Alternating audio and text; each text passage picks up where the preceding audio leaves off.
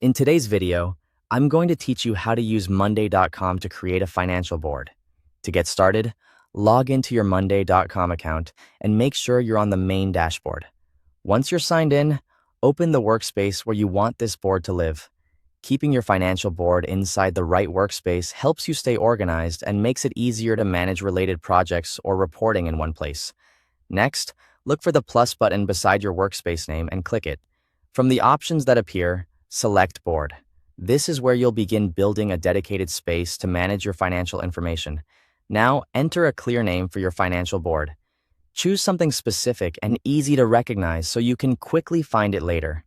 After that, click Create Board. Once the board is created, you can begin setting it up with the financial information you want to track. Add items to represent your records, transactions, budgets, expenses, or accounts. Think of each item as a single financial entry. In the first column, enter the name of each record so every row is clearly labeled and easy to identify. Now start adding the columns that will help structure your data.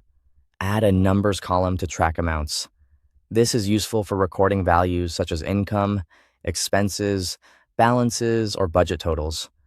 Then add a status column to track financial categories or approval stages.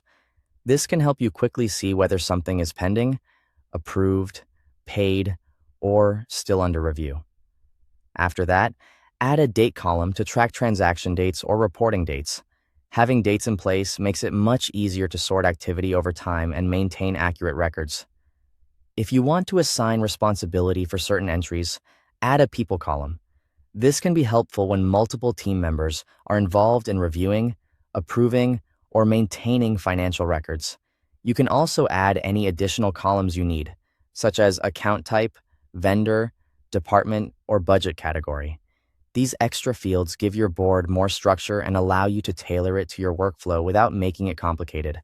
With your columns ready, enter your financial data into the board. Take your time here and make sure the information is consistent, since clean data makes filtering and reviewing much easier later on.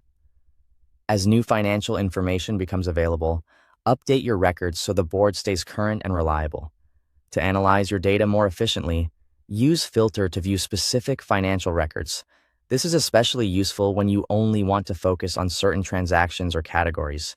You can also use Group By to organize records by category, status, or date, which gives you a clearer overview of how your financial activity is structured.